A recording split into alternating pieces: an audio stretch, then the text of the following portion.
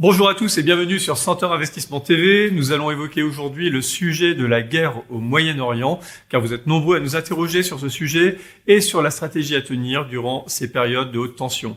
Bien évidemment, vous avez remarqué comme tout s'accélère dès qu'un conflit éclate dans cette région du monde. En effet, le scénario est souvent le même. En quelques heures, les marchés décrochent, le pétrole s'envole, les experts défilent sur les plateaux télé et une question revient dans la tête des investisseurs. Est-ce qu'il faut vendre ou est-ce qu'il faut acheter? Et surtout, est-ce que cette fameuse phrase que l'on entend depuis des décennies est vraiment vraie? Il faut acheter au son du canon, sans jeu de mots bien évidemment. Alors, dit comme ça, c'est presque provocateur, presque choquant. Et pourtant, c'est l'une des phrases les plus importantes à comprendre quand on investit. Parce que derrière cette formule, il y a une mécanique très rationnelle, une logique de marché et surtout une erreur que font la majorité des épargnants. Ce qu'il faut bien comprendre, c'est que les marchés ne réagissent pas à la guerre comme vous et moi. Ils ne réagissent pas à l'émotion, à la peur ou à l'indignation. Ils réagissent à une seule chose, les conséquences économiques potentielles.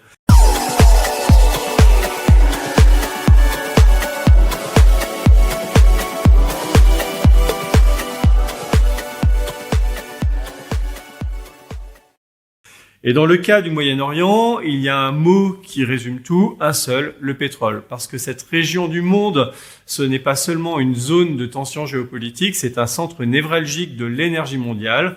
Et quand cette région s'embrase, les marchés ne voient pas d'abord des missiles ou des cartes militaires, ils voient un risque sur l'approvisionnement énergétique, entre autres.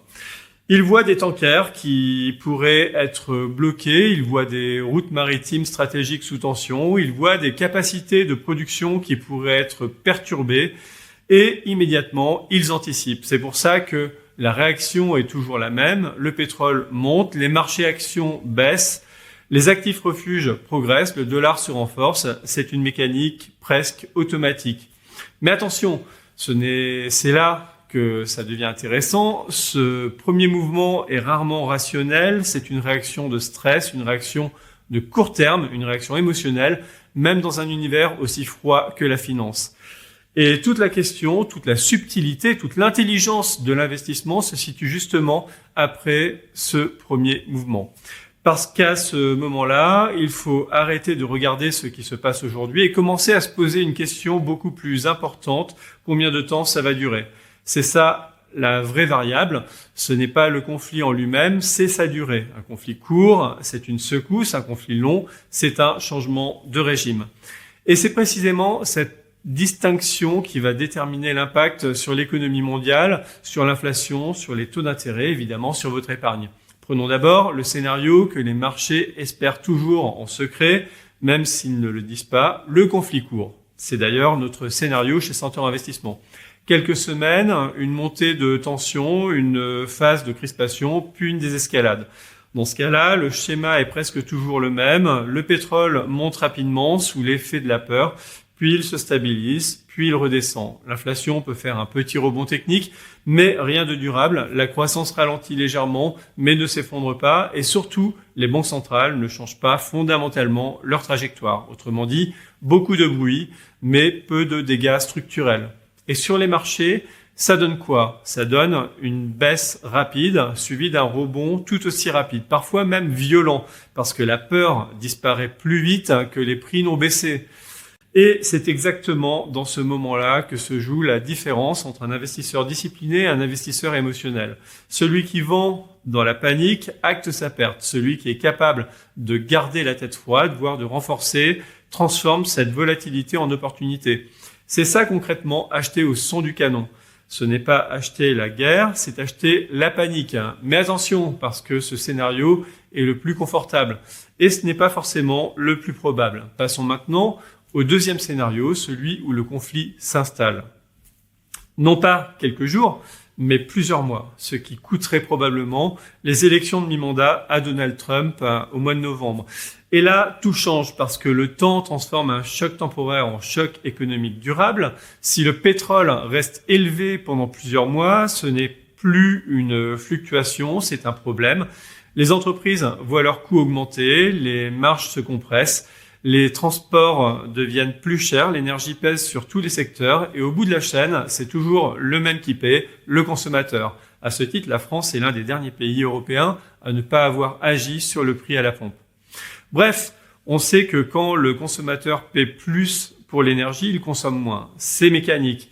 Résultat, la croissance ralentit progressivement mais sûrement et en parallèle, l'inflation repart. Pas parce que l'économie est en surchauffe, mais parce que les coûts augmentent.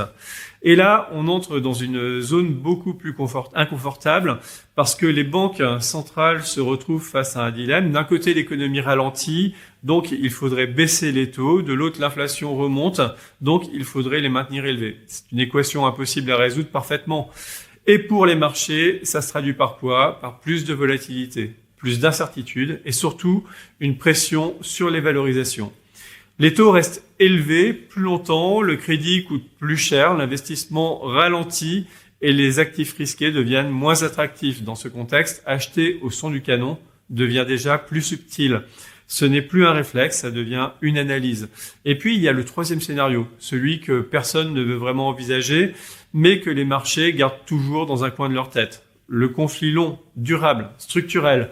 Et là, on change complètement de monde, parce que ce n'est plus une crise, c'est un régime économique différent. Le pétrole reste élevé, l'inflation s'installe, la croissance ralentit durablement et les banques centrales sont piégées.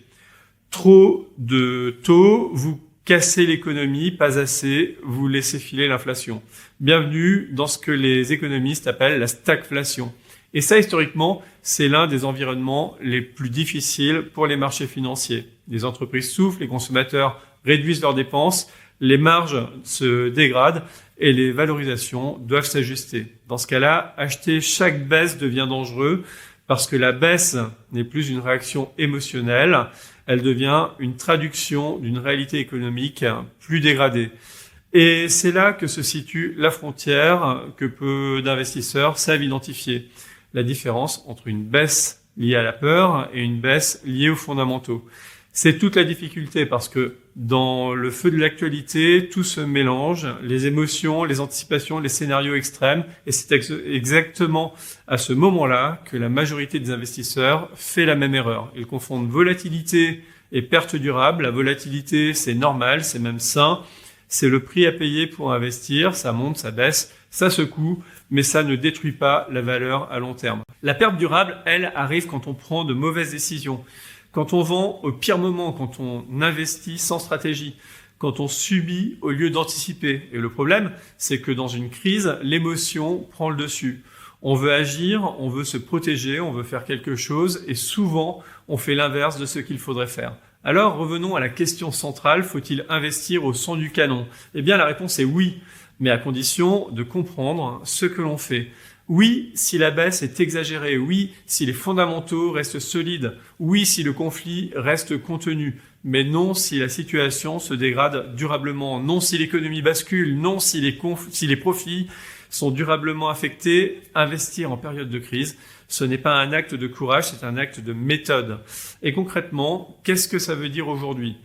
Ça veut dire d'abord une chose très simple, diversifier toujours, parce qu'on ne sait jamais quel scénario va se réaliser. Actions, obligations, zone géographique. La diversification, ce n'est pas une option, c'est une nécessité. Ça veut dire aussi regarder de nouveau les obligations. Pendant des années, elles ne rapportaient plus rien. Aujourd'hui, ce n'est plus le cas. Les taux sont revenus, les rendements aussi. Et dans un environnement incertain, ça change beaucoup de choses. Mais attention, ça ne veut pas dire qu'il faut tout acheter. La sélectivité est plus importante que jamais. Il faut privilégier les entreprises solides, peu endettées, capables d'absorber les chocs et de maintenir leurs marges. Et surtout, il faut garder une chose en tête. Les marchés sont court-termistes. Ils réagissent à l'instant, à l'émotion, à l'actualité. Mais vous n'êtes pas obligé de jouer à ce jeu-là. Votre horizon, c'est le long terme. Et sur le long terme, les crises ont une caractéristique très simple, elles passent. Toujours. Au fond, les marchés ne paniquent pas à cause de la guerre, ils paniquent à cause de l'incertitude.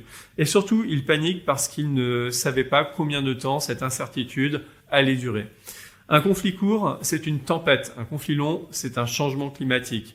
Et votre rôle en tant qu'investisseur, ce n'est pas de prédire la météo, c'est de construire un portefeuille capable de résister aux deux. Parce qu'au final, ce qui détruit la performance, ce n'est ni la guerre, ce n'est pas le pétrole, ce n'est pas l'inflation, c'est la mauvaise décision au mauvais moment.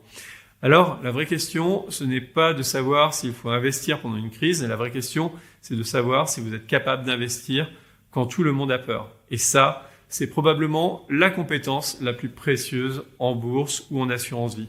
Cette analyse vous a éclairé, si elle vous a permis de prendre du recul sur l'actualité et de mieux comprendre les mécanismes des marchés, alors dites-le moi en commentaire là-dessous. Et surtout, dites-moi une chose, vous, est-ce que vous auriez le courage d'acheter quand les marchés chutent? Si la réponse est oui, vous êtes déjà en avance sur la majorité des investisseurs. Et si vous voulez continuer à prendre cette avance, abonnez-vous à la chaîne parce que dans un monde où tout va de plus en plus vite, comprendre, c'est déjà investir. Voilà, c'est tout pour aujourd'hui. Si vous avez besoin d'être accompagné durant cette période de tension, n'hésitez pas à contacter un conseiller Centaure Investissement partout en France ou même à l'étranger pour les expatriés. Des opportunités se dégagent déjà, nous en proposons régulièrement au cabinet. D'ici là, je vous dis à bientôt, chaque jour avec QuickFi, notre newsletter quotidienne, Centaure News, pour découvrir nos derniers articles tous les mois et dans la masterclass de Christopher Dembick le 17 avril prochain sur BFM Business. À bientôt les amis, ciao! Pour ne rien louper des astuces et conseils patrimoniaux du cabinet Centaure Investissement, n'oubliez pas de vous abonner à la chaîne Centaure Investissement TV et d'activer la petite cloche de notification afin d'être informé de nos prochaines vidéos mises en ligne. Vous bénéficierez ainsi de nos préconisations pour optimiser votre patrimoine.